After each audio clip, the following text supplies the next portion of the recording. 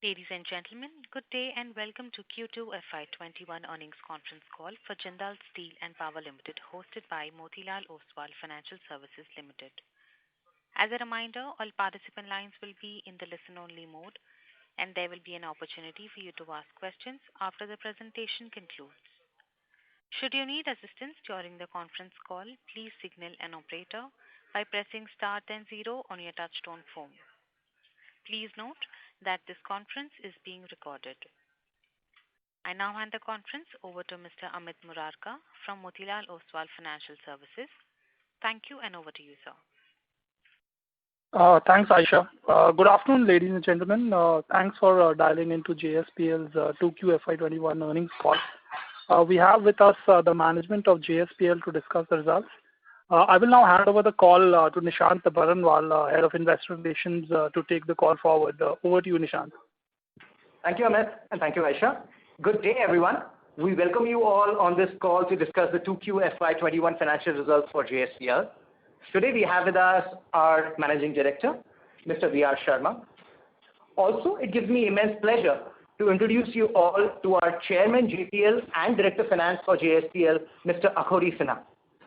Just to give you a brief on Mr. Sinha has more than 4 decades of experience with the banking industry in India and the US, in public sector and the private sector, including foreign banks. He's also headed the Royal Bank of Canada in India for over 12 years. Mr. Sinha has vast experience in banking, international finance, debt markets, ratings, and a lot more. So with that, I would request our MD, Mr. V.R. Sharma, for his opening comments, please. So. Good morning, ladies and gentlemen. The Q2 had been excellent in the history of JSPL. Fortunately, with the blessings of everybody and with the market support, we could achieve our highest EBITDA, our highest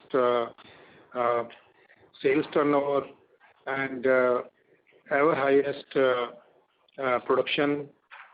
So this was an excellent As H1, if we conclude, then H1 we could do 3.5 million ton of production, and H2 we are in line as per our earlier declaration.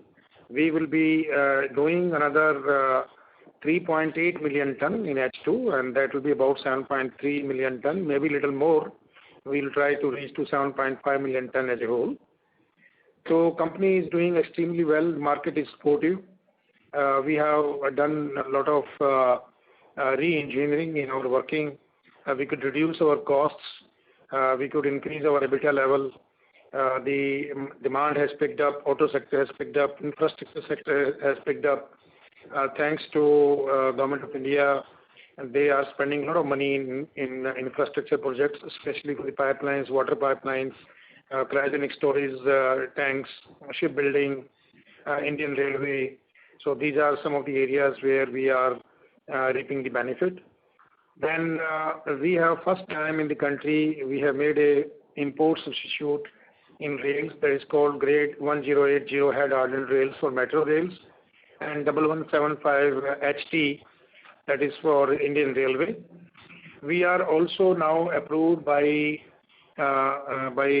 RDSO and Indian Railway to be a regular supplier to them. And already we are approved by metros, and metro we already started the supply. So Indian metro users, also the railway, Indian Railway, they are getting immense benefit associating with us, because we are delivering material within 6 to 8 weeks time, whereas they used to import and they used to open letter of credit for 6 months in advance, and then there was always an issue that minimum order quantity should be 5,000 ton. We are delivering material to their sites, even 500 ton material we are delivering. So it is like Amazon concept. So whatever people need, we are in a position to supply on time. So you have seen the Ebitda margins are 31%. The overall on console basis, we could do 2,702 crores of EBITDA, and on standalone basis is 2435 crores. So which is a record. Perhaps we are the highest EBITDA generated today in the steel company, in the steel industry, and we are the lowest cost producer in the whole world. And this is what we want to maintain.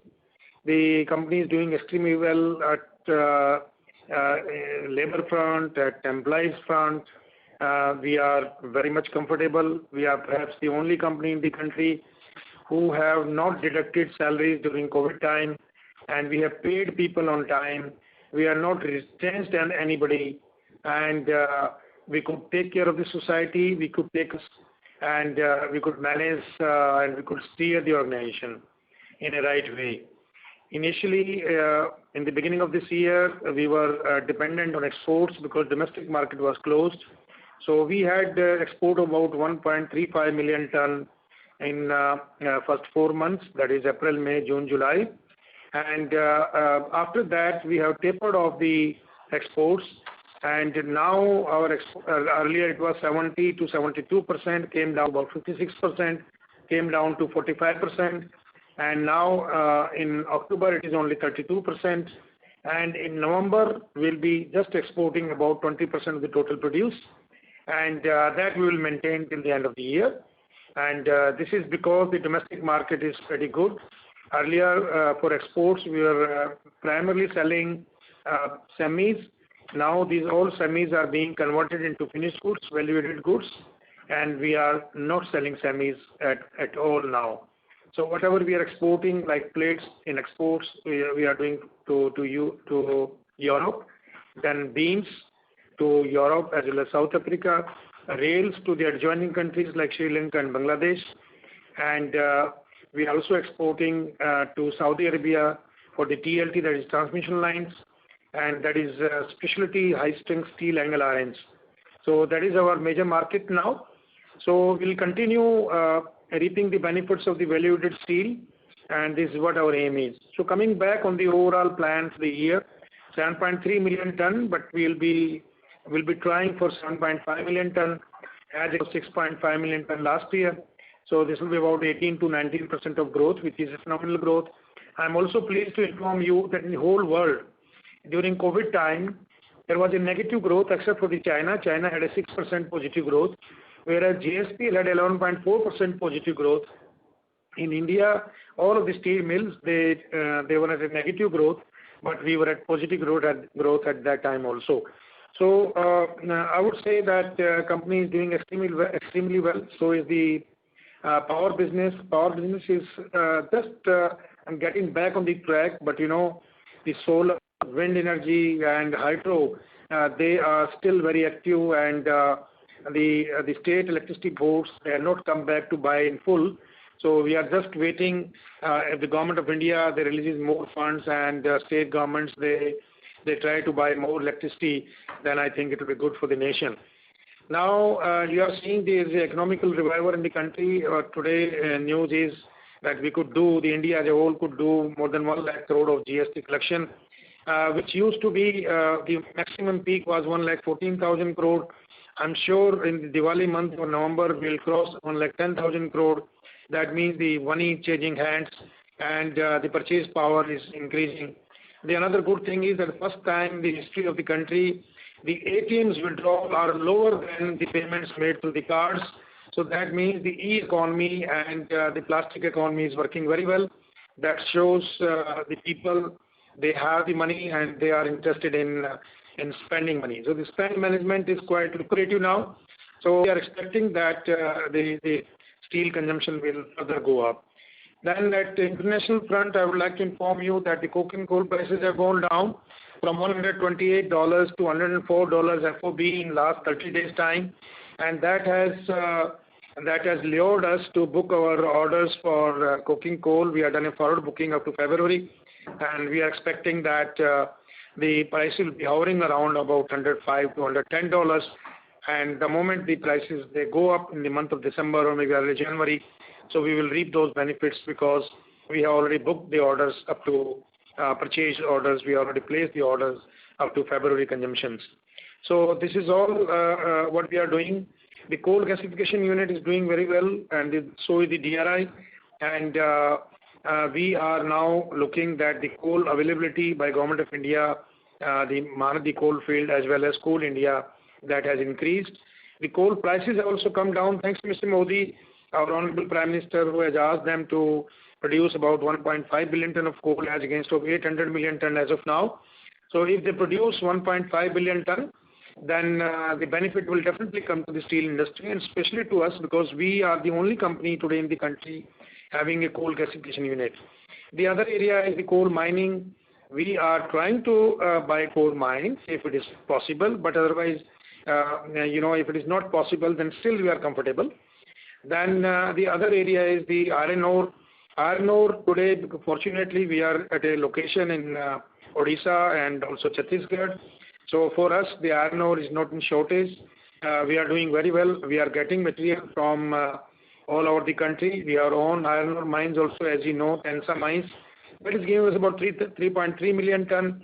We have more than 7.5 million ton material lying in the premises of SMPL, that is Sharda Mines. And this was, there was a little turbulence in last 1 week, but I'm sure that from today the dispatch code that will be released so that we can continue our operations and we can bring our material which is lying, which was cleared by Honorable Supreme Court in the month of January end, and we could start our operation from February end. So we have about 7.5 million ton. So this 7.5 million ton in this financial year we'll try to take out. We consume about 1 million ton from that stock per month. So hopefully in next 6 to 7 months time, this all 7 million ton will be back to JSPL, which is already duty paid, royalty paid material. So I think things will be better. We consume about 12 million ton iron ore in a year. Out of that, 3 million ton, 3.3 million ton will come from our own Tensa mines. 7.5 million ton we will be bringing from one of our old stock, which is stocked in the premises of SMPL. Balance about 1.5 to 2 million ton. We have so many other suppliers in the area. We can buy. There's no problem. So at railway front, the government of India has done a wonderful job. That rakes are available on call. That is something very good. So we are in a position to move our material without any pile up of inventory. So this is all from my side. And while we discuss during the day in the next 1 hour, if there is any question, I'll be happy to reply you. Thank you so much. Thank you very much. Now I would pass the call to Mr. Sinha. Yeah, hi there. Good morning, ladies and gentlemen. You heard Mr. Sharma, our MD, and our flagship company, JSPL, continues to do exceedingly well. But I'm afraid that I can't say the same thing about our power company, JPL. We are doing okay, but not what we wanted to. And the power sector in the country, as all of you are aware, continues to be subdued. And there is hardly any gap left today between the availability of power and the requirement of power. In fact, this is not the scenario today. I mean, this trend has been continuing for the last 1 year now. Country produced, close to about 1,300 billion units in the last year. And the demand was close to about 1,290 billion units. So in fact, there was a time when the supply exceeded demand. And in this half year ending September, India has already produced about close to 673 billion units. And the demand is not going up. Now this has put pressure on the selling price. And if we look at the selling price at our RTC power exchange, you will see that the average price has been hovering around 2.45 rupees per unit, 2.50 rupees per unit. And this has impacted not only our company, but almost all the generators across India. And that is also the reason that why, if you look at the overall installed capacity in India, which is approximately about 373 gigawatt, last year, I'm talking September to September, hardly addition of about 10 gigawatt has been made. And out of this 10 gigawatt, 3 gigawatt has come from thermal coal sector, where the capacity has gone up from 203 gigawatt to 206 gigawatt. Solar has contributed about 5 gigawatt from 31 to 36 gigawatt. That is the total installed capacity country has. And 1 gigawatt each has come from wind and hydro, where hydro has gone up from 45 gigawatt to 46 gigawatt. So altogether, the situation continues to look quite grim. Nonetheless, JPL did give a good EBITDA, and I will come to the financial figures later. And I have to wear another hat as Director of Finance. This was the hat I was wearing as the Chairman of JPL, and I have to wear another hat as Director of Finance of JSPL. So I'd like to first go through the financial parameters, financial results of JSPL, followed by the financial results of JPL. So coming to just adding to a little bit more to what our MD Saab said, you are aware that the JSPL recorded a turnover of 8,677 crores on standalone, which is 29% increase on quarter-on-quarter basis. And EBITDA went up by 33% and stood at 2,435 crores. And the PAT went up from 505 crores to 998 crores, recording a growth of almost 98%. So I must say that, the results have been spectacular. And the EBITDA this quarter has been ever highest in the history of JSPL. We never had this kind of a EBITDA before.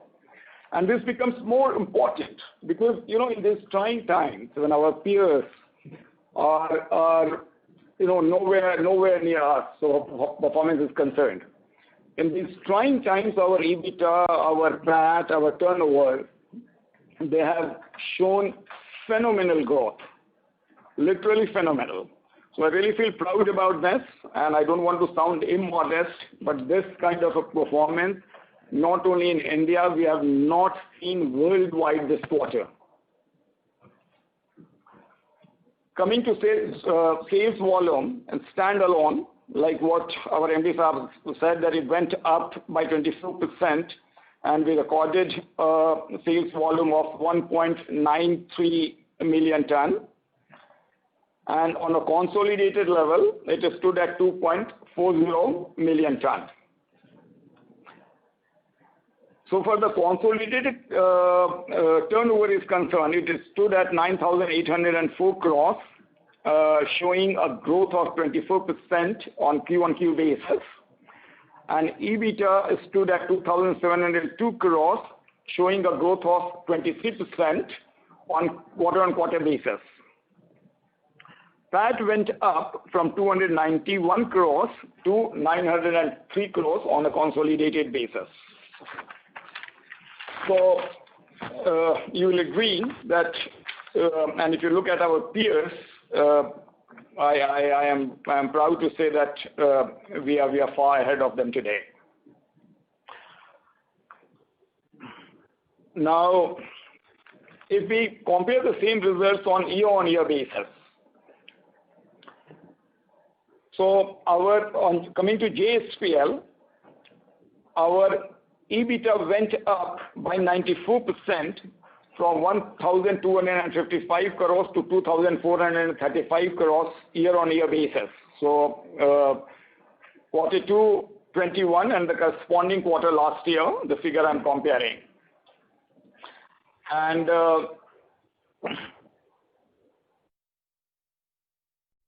our JPL, there we are almost at the same compared to what we were in the quarter 2 last year. In fact, there is a very minor, a dip in our EBITDA, just 1%. On the overseas front, it is not looking very healthy at this point of time. But nonetheless, we are taking measures to divest our overseas assets. Like the market is aware, we have already taken the steps so far Oman is concerned. And down the line, we have envisaged that gradually we'll keep divesting our overseas assets and we'll focus on our core strength, which is steel. So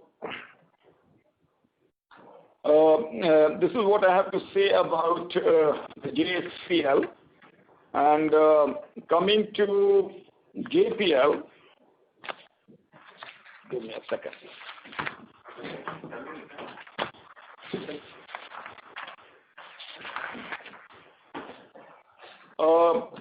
So far JPL is concerned, in quarter 2, we produced 2,744 million units and we sold off 2,550 million units. I'd like to give you a quick classification of where did we sell our.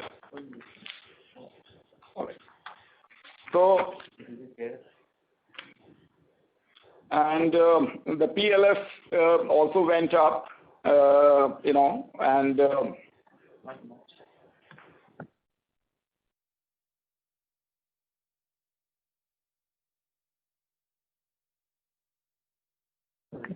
yeah. So, like what I said, that we do not have much to show upside on the JPL front, and whatever PPA we had close to about 1,080, that we hope that will continue to remain same, because the PPA which we had signed earlier did not went through. We could not sign. The new PPA also, we are not very hopeful that when this will be signed, or because already 7-8 months have passed since we won the bid. So this is the overall scenario about JPL. And now we'll be open to questions. So Nishant, over to you now. Thank you, sir. We would open the lines for question and answers. My humble request here would be, please limit your questions to one. And also, kindly, I'll urge you and request you to ask more strategic questions. We at IR are always there to provide you with the data. Operator? Thank you very much. We will now begin the question and answer session. Anyone who wishes to ask a question may press star and 1 on your touchtone telephone. If you wish to remove yourself from the question queue, you may press star and 2. Participants are requested to use handsets while asking a question. Ladies and gentlemen, we will wait for a moment while the question queue assembles.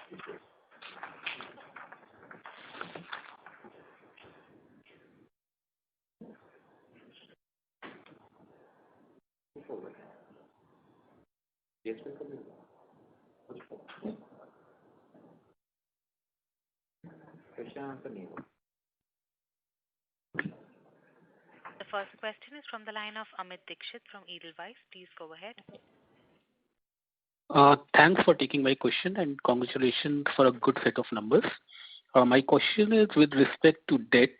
If you can walk us through how the net debt level was reduced. I know there is a waterfall chart, but apparently it is not very clear. So if you can walk us through that net debt reduction level, and also why interest cost went down significantly in this quarter, both YOY and QOQ. Yeah, thank you very much. We started with about 35,000 crores of opening debt in the company. And after divestment, the debt comes down to 29,500 crores. We already paid in this particular H1 about 2,600 crores to the banks. We have planned to pay another 2,400 crores in the next H2. And once we do it, then finally we'll land somewhere about 24,500 crores by the end of the year or opening of the next year. So this is what our plan is.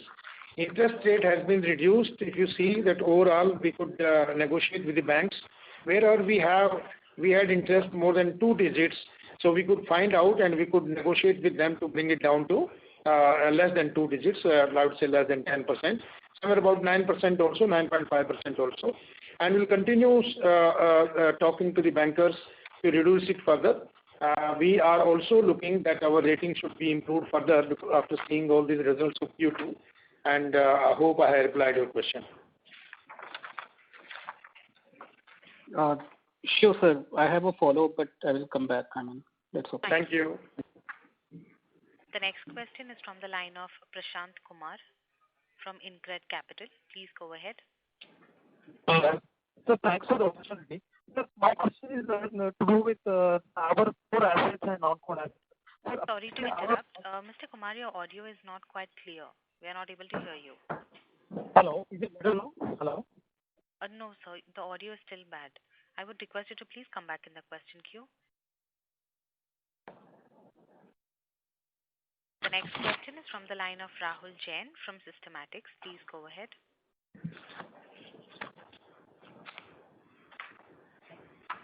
Mr. Jain, your line is in talk mode. You can go ahead, please. Hi, sir. You gave a guidance for the volumes for the second half. So how should we look at for the next year? Because I think we are achieving now rated capacity, and as a group, we have focused on deleveraging. And so should we see that what you can add is only through debottlenecking?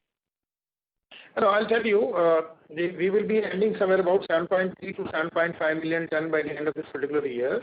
And, we are not doing any capex. And we have still some margin. Steel is an area where the section weight sizes, they play a very vital role. Like we have a 5-meter wide plate mill. If you produce more than 3 meters, that is more quantity, that means we can increase the capacity. We are today the largest plate manufacturer in the country. And similarly, the sections like angle iron, channel, all these sections, when we go for the heavy sections, we can increase the production. So what we are doing, we are now working that which are those products which can definitely bring higher Ebitda, and simultaneously we can increase the productivity. So our blast furnace like in Angul is running now at 10,000 tons per day. We are going to produce about 11,000 tons plus per day with little more modifications.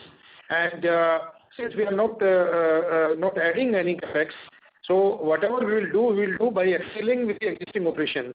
So this is what our game is. No, so some color for next year. You think that next year we'll be touching about 8 million tons. Okay. Thank you so much. Yeah. Thank you. The next question is from the line of Kamlesh Bagmar from Prabhudas Lilladher. Please go ahead. Sir, just going through your standalone balance sheet, if I see the trade payable, so it has come down by roughly around 600. If I see other current liabilities, that has come down by roughly around 800 crores, despite the fact that our home has gone up. So I'm really surprised at how the papers and the current liabilities have come down. In current liabilities, you have a component of customer advances. So what has been the movement in that particular? Kamlesh would request you to repeat your question. There's a lot of distraction. We could not understand the question fully. I think there's some technical problem. I request you please repeat it, or otherwise we can go to the question and come back later.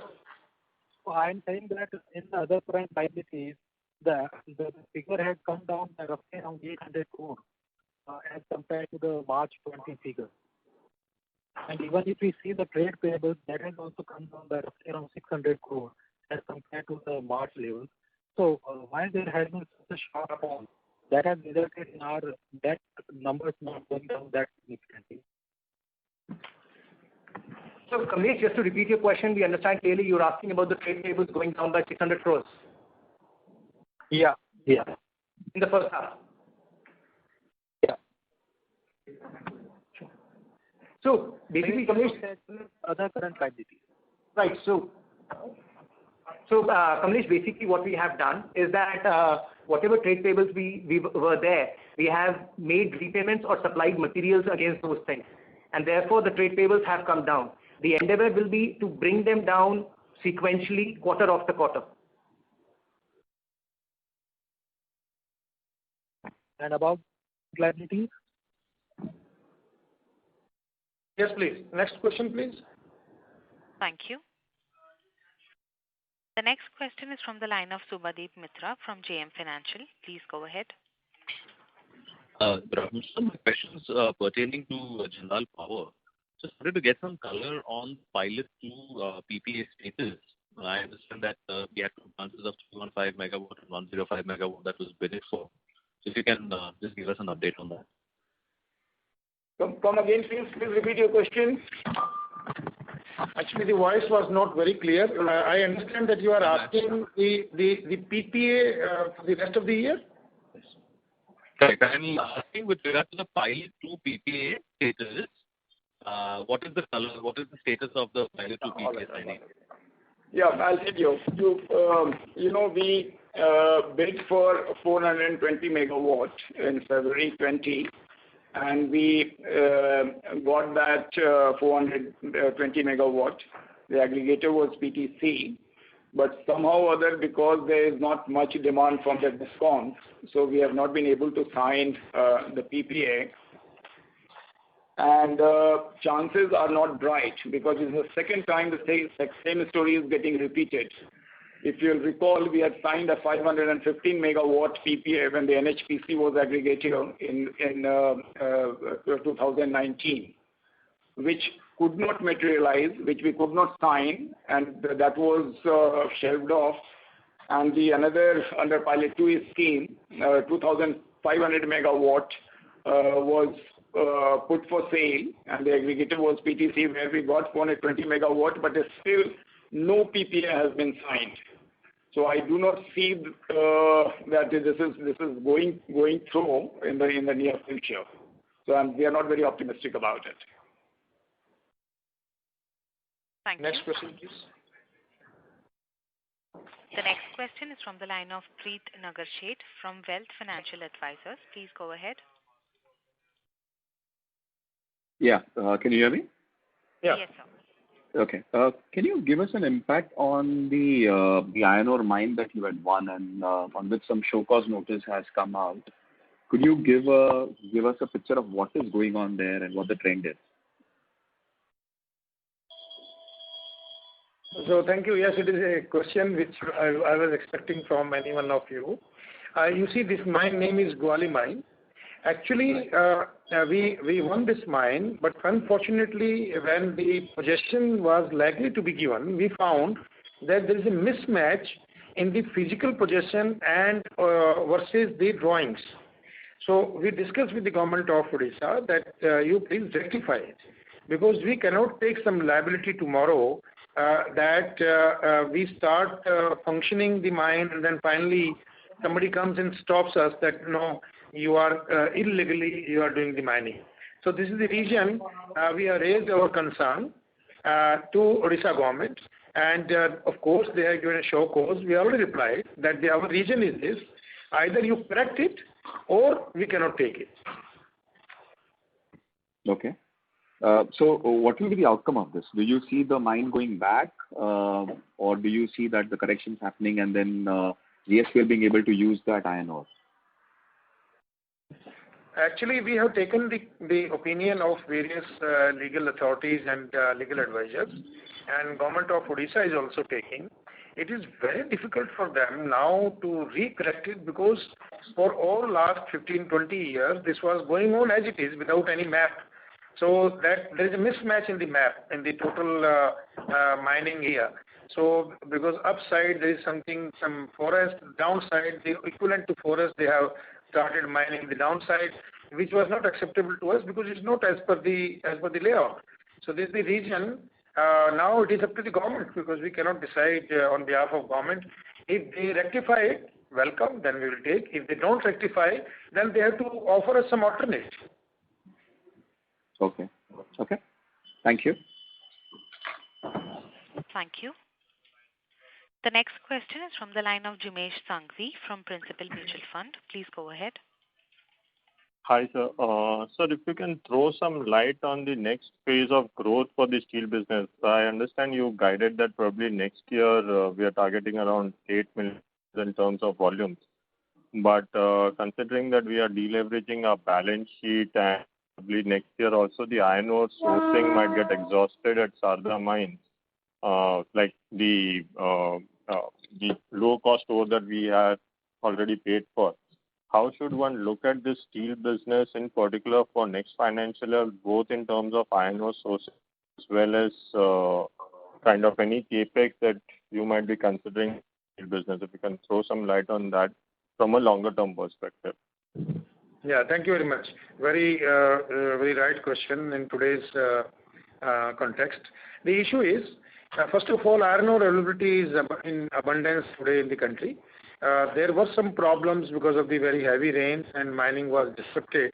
The other problem was because the iron ore mines have changed hands and the new promoters have come, and it takes a little time to ramp up the production. The other is because the old iron ore owners, mine owners, they are holding the stock. Now they are clearing their stock because they had to clear the stock within 6 months' time. So that has put some problems in the country.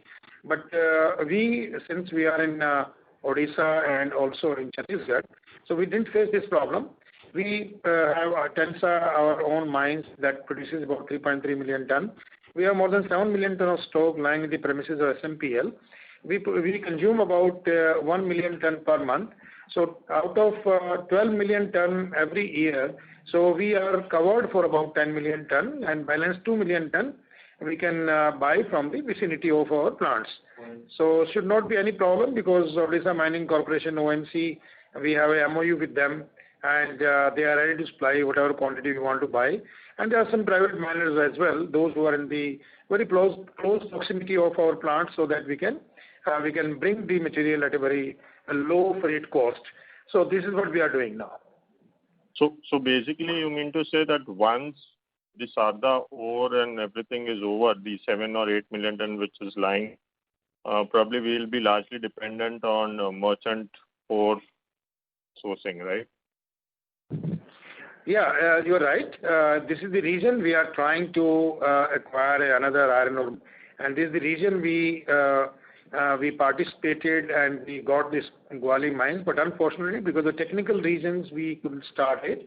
And I'm sure government of Odisha will definitely consider it, and they may rebid it, and with a correction in the map, or we'll try to participate in some other mines which are likely to come for the auction in very short time. And since we have been maintaining our production in last 6 years' time when the SMPL was not functioning, so it didn't impact our business. So our business will continue. There is no issue at all, and there is no shortage of mine, no shortage of iron ore. As far as the overall production is concerned, the growth in steel industry is likely to be more than 5% year-on-year basis, and will not be surprised if the growth goes a little more than 5%. And JSPL has done a growth of 11.4%. Thank you. Jamesh, we would request you to please come back in the question queue for any follow-up questions, as we have several participants waiting for their turn. The next question is from the line of Chintan Shah from Investec. Please go ahead. Hi, sir. Thanks for taking my question. So I just wanted to update on Sarda mine, basically on fresh mining front. What's the legal status on that? And suppose if possible, the fresh mining doesn't start and we don't have access to inventories, then what will be the backup plan for that? Yeah, thank you very much. There was a decision by Honorable Supreme Court in the end of January. After that, SMPL, they started their operations, and it's going on very well. Barring some issues in last 2 weeks' time, when some local authorities, they visited the mine and they have advised them, and also they all issued a show cause that how to stack the material. So, those things I'm sure SMPL must be taking care, and we are not impacted because of this. They have more than 20 customers, so we are one of them. And these are the normal issues in any mines, and since India is a very large economy and always minerals is in a very hot talk, so this happens. There's no problem. I'm sure this will be resolved very soon. Okay, thank you. Sorry for the squeeze in one more question. If you can provide an update on basically when can we expect Oman full and final sale, timelines on that, and if there are any procedural legal hurdles that we anticipate or there are currently? Yeah, my colleague, Mr. Nishant, will reply you. Just a minute. Sure. Hi, Chintan. Thanks for asking that question. I think in our initial estimate, we did think that we'd be able to do it a lot earlier. But as you know, a transaction of this size does take its time, especially in these COVID times. So I believe there are no legal hurdles or anything that are there. The only last few approvals are to come, and therefore we believe we should be able to complete this within the third quarter. Thank you. Chintan, we would request you to please come back in the question queue for any follow-up questions. The next question is from the line of Gaurav Rateria from Morgan Stanley. Please go ahead.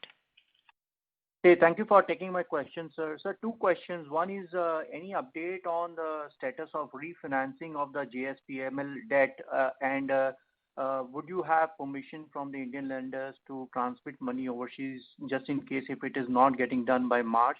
And second question is more on a strategic line. At what point in time or at what debt levels would you like to reconsider the capex or the expansion plan for JSPL steel operations? Thank you. Sure. Gaurav, let me take your first question, which was regarding the refinancing, as we've already said. So first of all, you'd be happy to know that in the past 6 months, we've paid more than $200 million of overseas debt. Just pointing that out because the March repayment that you're talking about is just $230 million. And these 6 months are the better half for the steel industry in the country. And therefore, we do not foresee any problems in paying up the $230 million that's upcoming in March. Having said that, we've already spoken to the markets and we have pointed out that we would be looking at refinancing it through a USD bond deal. It is in the works, and as and when we advance, we're going to come forth. If that answers your first question. If you would repeat your second question, please, Gaurav. Capex. The second question you have asked, I think, for the capex in the steel plant. Our board has taken a decision not to invest for the expansions till we bring down our overall debts. So our first aim is to bring down debts to a very reasonable level, about 15,000 crores, which is likely to come by 2023 as per the today's plan. And once we are working on this and we bring down our debts by below 15,000 crore, then only we will think for the next capex. Otherwise, we will not think for the capex. Thank you, sir. Thank you. The next question is from the line of Vikas Singh from Phillip Capital. Please go ahead. Good afternoon, sir. Sir, this I see in your cash flows that you have extended somewhere around 1,300 crore soft loans to your subsidiary. So can you just explain which subsidiaries we have given this loan, and after Oman hive off, how would this figure would change? So, Vikas, this is a data question. I would urge everybody to please ask more strategic questions. These can be taken up by the IR team separately. Just for your question, Vikas, like we said, we paid off debt in Mauritius, and this was extended to Mauritius for the payment. So with Oman going off, how this situation would change? Will we get this money come back, or it would get adjusted against something? Because this was for payments in Mauritius and Australia. Okay. Sure. Thank you. Thank you. The next question is from the line of Bhavin Chheda from Enam Holdings. Please go ahead. Yes, management for numbers overall operational. Sorry to interrupt. Mr. Chheda, the audio is not quite clear. Can you hear me now? No. Hello? So you can go ahead, please. You can hear me now? No, sir, not very clear. Hello? Sir, the audio is not very clear. I would request you to please come back in the question queue. Yeah. The next question is from the line of Vishal Chandak from Emkay Global Financial Services. Please go ahead. Yeah, thanks. Am I audible? Yes, sir. Yeah. So my question was with respect to the Gwalior mines. We have bid at a premium of 144%, and since the time we have bid for the mine, the iron ore prices have run away by about like 1,000 rupees per ton. So how do we plan to, in case the government of Odisha rectifies the defects in the mining plan and the maps, and we still end up owning this mines, how do we plan to bring down our overall iron ore cost? Because when we compare to the Sarda ore coming to the Guwahati mines ore, that would be a quantum jump in the cost of iron ore.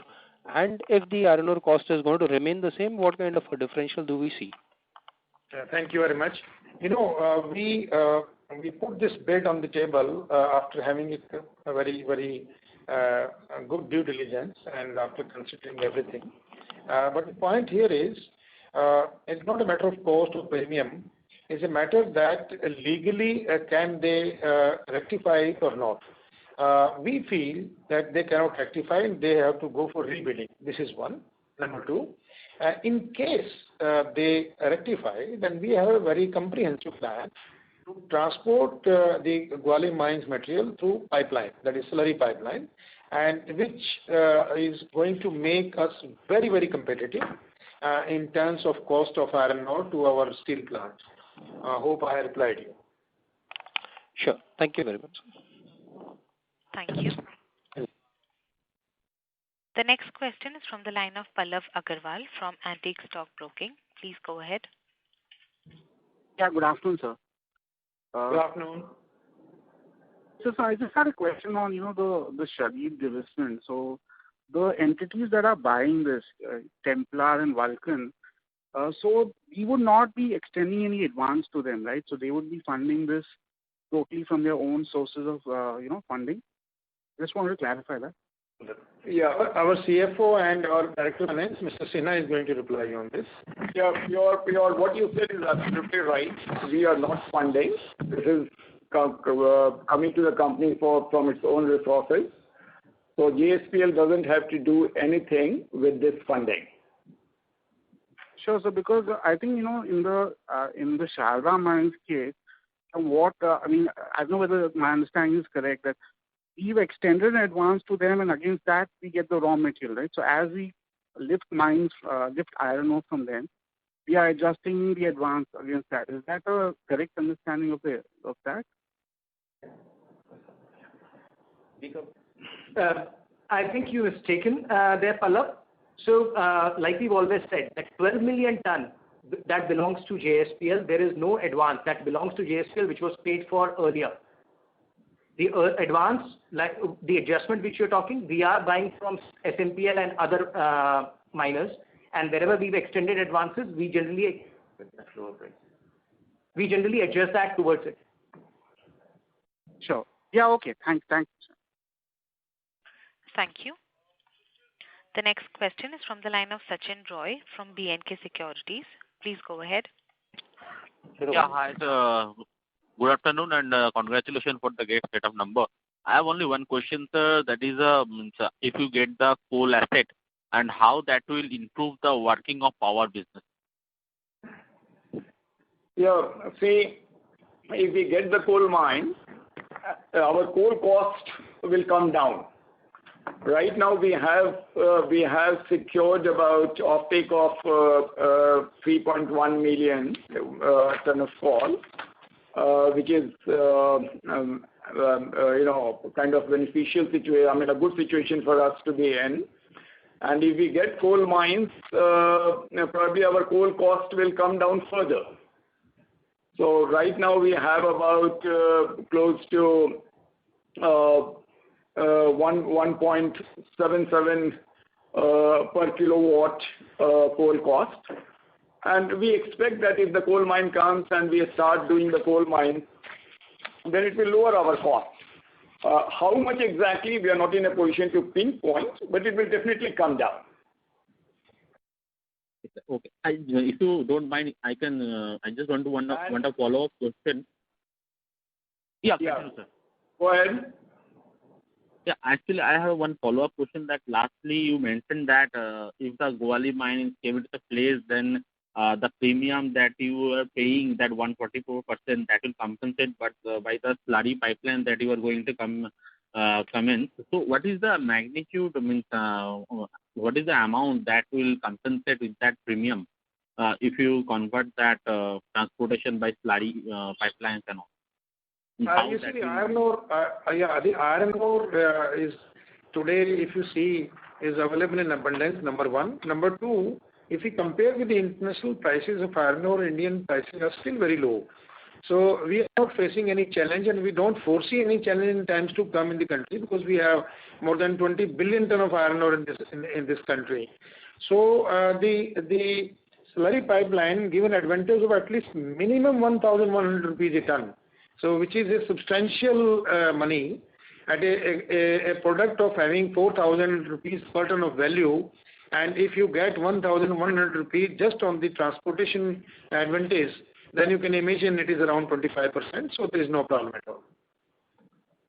Thank you. The next question is from the line of Bajraj Nahar from Mini Consultant. Please go ahead. Yeah, thank you. I have one question. In your earlier presentation, you have described that you have 3 mines in Africa regions, and quality of that iron ore is really the world best quality. When those mines are likely to be operational? Thank you. Yeah, thank you very much. You know, iron ore mines, hello. So these are the magnetite iron ore mines, and these are really is a very good ore. But you know, there are 2-3 things in it. One is today the situation is the India growth story. Till yesterday it was not India growth. Yesterday means in the last couple of years. But now the country's focus is on India growth story. Government is supporting, and we are going to produce in this country and consume 300 million ton steel by 2030. Now this 2030, 300 million ton means the gap today is about 160 million ton capacity to capacity. And somebody will have to produce this 160 million ton to bridge the gap in 10 years time. And as you know, that steel plants take about 5 to 6 years time to start production. So today what our aim is that by 2024-25 we should start working on the new plant or the capacity buildup if we are successful and if we reduce our debt level. And you know, our main aim will be to bank upon the Indian iron ore and to produce more and more steel. As far as the Africa is concerned, these 2 mines are very good assets, and the market price is also very good today. Iron ore is about $110 to $112 a ton in China, C&F. So we are looking some partners who can start these mines and take the material to rest of the world instead of bringing to India. So this is what in our pipeline is. Yeah, just one more point, follow-up point that in my assumption that if you can, because your distance from the port in one of the mine is only 90 or 100 kilometers, so the cost of your ore even to India importing from those mines will be less than the premium you are going to pay on the auction money. So are you considering like that on a war footing basis, or just a normal basis you are going on? Yeah, we have worked out. This is the reason we did this bidding, and everything is on paper, everything is well calculated. If we transport iron ore from Odisha to our Angul plant by slurry pipeline, which is now talk of the town, the Government of India is supporting, the Indian Railway is supporting, giving corridor, and Indian Highways Authority, they are also giving corridor. Our pipeline layout is approved, project is approved, and we are going to start this project as soon as there is a clearance or there is some light at the end of the tunnel for the mines. So this is what we are going to do. Thank you. And the Indian iron ore is cheaper than bringing the iron ore from rest of the world. Thank you. Mr. Nahar, we would request you to please come back in the question queue for any follow-up questions, as we have several participants waiting for their turn. The next question is from the line of Preet Nagar Sheth from Wealth Financial Advisors. Please go ahead. Hello. Yes, please. Yes. You mentioned that the kind of EBITDA that we've seen in Q2. Now, given the kind of changes in iron ore that are there, do you think we'll be able to maintain this EBITDA trend in Q3 and Q4? Yeah, you see, Q3 and Q4, our aim is to further elevate the EBITDA level from 12,600 rupees a ton to maybe more, much more region, we are now very selective in our product mix. So the other point is, number two, the economy of scale is working very well. And since we are ramping up the production, we are debottlenecking wherever it is possible. So we'll be in a position to maintain the EBITDA on plus side. I do not want to give any number or rosy picture today, but our aim is pretty good, like from 11,700 rupees to 12,600 rupees. We have ramped up in last quarter, Q1 to Q2. So Q2 to Q3 and then finally H1 to H2 will be much higher as per our plan. Okay. One last question is regarding power. There were some plans to demerge the power division. So can you give any color on that?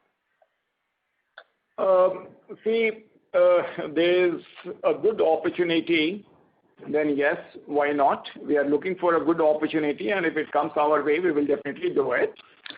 So giving you a timeline, it may not be possible, but we are looking for a good value for our company. As and when we get it, we will divest. Thank you. The next question is from the line of Abhijit Mishra from ICICI Securities. Please go ahead. Yeah, thanks for taking questions. First is on your iron ore mine, which you have won through auction. That you are pretty sort of confident. Sorry to interrupt. Mr. Mishra, the audio is not quite clear. Yeah. Is it clear now? Yes. Yeah.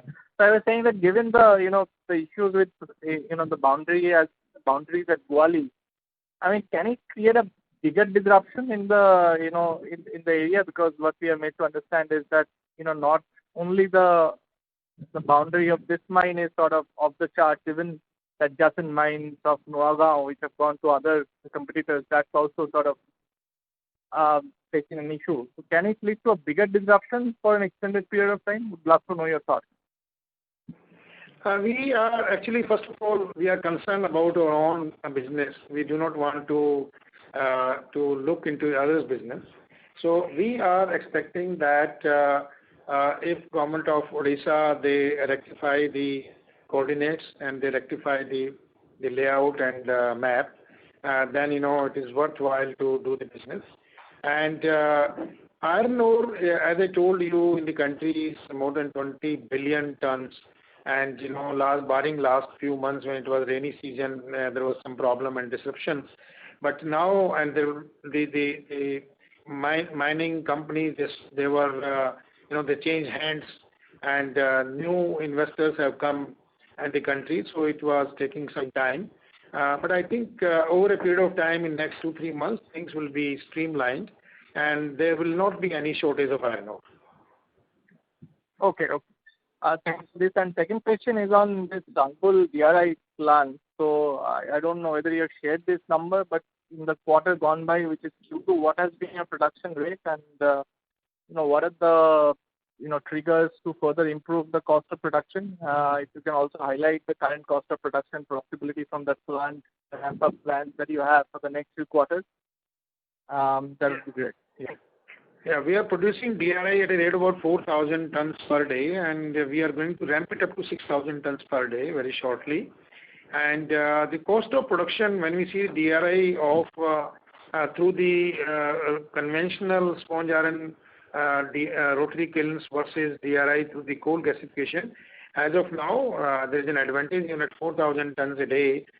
We are at least 5% cheaper than the conventional sponge iron plants. And we generate electricity. Apart from that, we also generate some of the very specialty chemicals from the coal gasification, like tar, phenol, bisphenol, ammonia, and many other items. So we are pretty sure that in times to come, this will be adding to the bottom line further, and will be generating a good EBITDA level. Thank you. Abhijit, we would request you to please come back in the question queue for any follow-up questions, as we have several participants waiting for their turn. Next question is from the line of Ashish Kejriwal from DAM Capital. Please go ahead. Yeah, hi. Thanks for giving me an opportunity. So quick two questions. One is, on Sarda Mines advance payment, which we have done, which was around 1250 crore at the end of FY20. What could be the status now at the end of first half? And secondly, over the last few months, we haven't heard anything about monetization of overseas assets like Botswana or Australian land and other things. So what's the status on that? Thanks, Ashish. So as you would have seen in our numbers that the advance has gone down by around about 400 crores to 500 crores. And as we procure more material from SMPL as they mine, it will go down further. As far as divestment of overseas assets is concerned, yes, that is the focus now to bring down the debt in the overseas entities. If you remember, in FY19, we were at $1.9 billion. As of March, we were at 1.8. If you look at it today, it's just $800 million, which will come further down once we divest more assets. You mentioned Botswana. Yes, Botswana has been there on the block. We're trying to increase the value of Botswana, as we illustrated before, by getting a PPA also. That would help us monetize it at a better value. The earlier deal, which we had signed for $160 million, actually got terminated because the buyer did not pay. Hope that answers your question.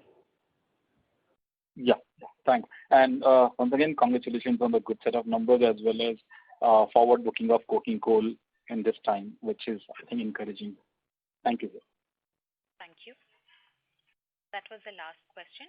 I would now like to hand the conference over to Mr. Sharma for closing comments. Thank you very much. Thank you, dear investors and organizers. I'm sure whatever your queries were, we have replied very well. In case of any question left, you can always speak to Mr. Nishant, and he'll be pleased to share the information or reply whatever you want to have. The company is doing very well, extremely well, and as I told you that we are at a level of 12,600 rupees of EBITDA, and with 31% gross margin, EBITDA margin. We are the today number one company in the country in our category and capacity, and I'm sure we'll maintain it. We'll be closing this year at about 7.3 to 7.5 million ton. Next year we'll be crossing 8 million ton. This is all because of the product mix and debottlenecking the existing bottlenecks wherever it is there. We are not keen to put any money in the capex except for the routine maintenance or small fill in the blanks wherever it is required. The aim is to bring down the debt level to in the financial year to 2022 to a level about 15,000 crore. We want to reach to 50,000 crore of turnover in 2022-23, and we want to bring the EBITDA level to about 12,000 crores. Perhaps we will be one of the best company in the country and world with our capacity and category when we have EBITDA of about 12,000 crores and the debt level is less than 15,000 crore with a total sales turnover about 50,000 crore. There are not many companies in the country, hardly 29 companies, those who are there in the country having turnover about 50,000 crores today, but all of them, they are not at the same debt to EBITDA level. So our aim is to bring the company to a healthier path, much more healthier path, and our new businesses which are now approved by Government of India, like head hardened rails and 1175 grade of rails, they will bring more EBITDA and more money to the company. And the financially company is getting sounder and better, stronger day by day. We have good manpower. There is no exodus of manpower, and we have a very strong team available at the top management, middle management. There is a complete succession plan. People, those who are going to retire. So the colonies, the townships, that has helped us in running the plant during COVID time. So all of the actions taken by our management in previous years, they have given the dividend. And we are, since our Angul plant is very close to the ports, so we are in a position to move the material to ports as fast as possible. And Indian Railways supporting well in transporting goods in, goods out. There are no issues. So if you see overall, the company is doing extremely well, and we are committed to maintain a very healthy balance sheets in times to come also. And we as you know, we have already done this divestment of Oman, and that has helped us in reducing debt level as a whole, and reaching to 15,000 crore or lower debt by 2022-23 will be a easier walk now. So thank you very much. Thank you for listening. All the best. Thank you, everyone. Thank you. On behalf of Motilal Oswal Financial Services, that concludes this conference. Thank you for joining us, and you may now disconnect your lines.